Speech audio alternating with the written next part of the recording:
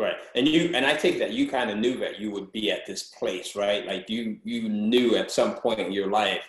I think we all have this thing in us where we know, right? Or we see ourselves somewhere in the future, but then it's on us to act on it. And you acted on that. Like you had to put yourself in that position, and it was something that was a little bit unexpected by, I guess, the promoter or the individual that was putting it on. Like he didn't expect you to go in and do your Tupac at the Source Awards thing, where Tupac went up at the Source Awards and kind of grabbed the mic from a Tribe Called Quest and did his own thing.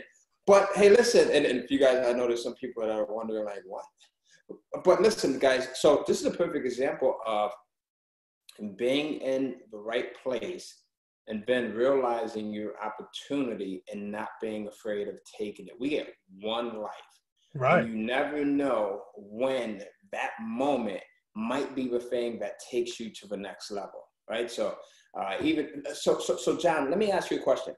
So for someone that's watching this and they have a desire to be a speaker, or, my thing is I teach Kindle publishing, right? And I teach online marketing. They have a desire to be this huge name in the Kindle publishing world or the online marketing environment. But they say, you know what, John, you seem like you're outgoing.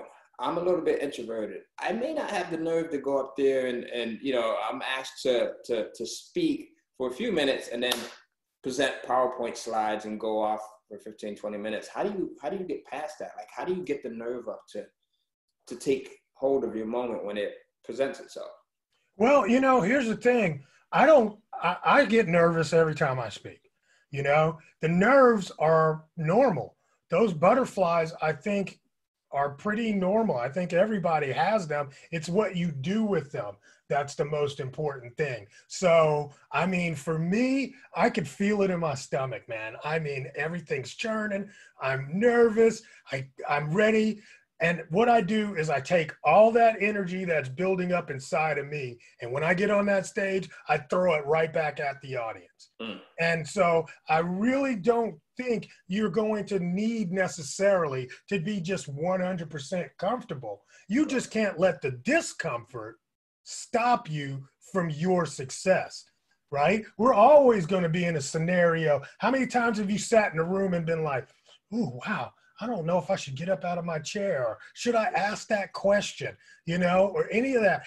But if you don't do that, you won't find the answer. You won't find that thing that you came for. I came here to rock the audience. So when I get that thing in my belly, I'm going to take all of that and spit it right back at the audience and rock that crowd. That's just what you have to do. So, I think if nothing else, start just talking to the camera. That's just getting in front of the camera. And just getting in front of an audience and get comfortable and just talk to one person. One person. That's really the key to really connecting with an audience, no matter how big they are. If you always talk to one person, they feel like you're talking to them. So, and you can't pick the ugliest person in the crowd, I guess, right? When you're talking to them, because does that throw you off, or does it would throw me off. It would throw me off. However, I do find myself making eye contact with people around the audience, front, back, top, right in front of you. You know what I'm saying? I'm always, every once in a while, I'll look at somebody.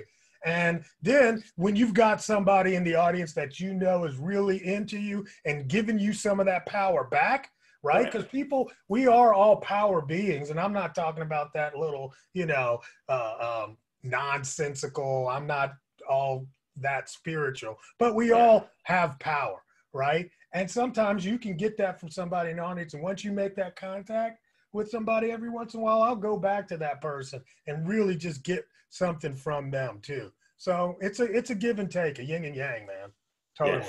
Yeah. I love the fact that you said to use, because the same way, like I've spoken on stage a ton. I don't do it as much as I used to now, but there's sometimes when I would feel it, and I'm a person who wears my emotions. You can see what's going on, and the promoter would come up to me sometimes behind stage and like, hey man, you all right? And I look like I'm about to cry.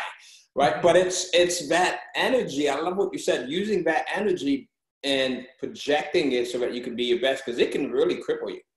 Like I've been in a place where, you know, before I'm about to get on stage and the butterflies, like you said, everyone gets them. You've been doing this forever. You've spoken in front of hundreds of thousands of people and you still get them. That's comforting to hear that. But Yeah. the energy could screw you up. But if you use it in a way that you just said, which I'm going to start implementing myself, and say, you know what, let me take this energy and refocus it.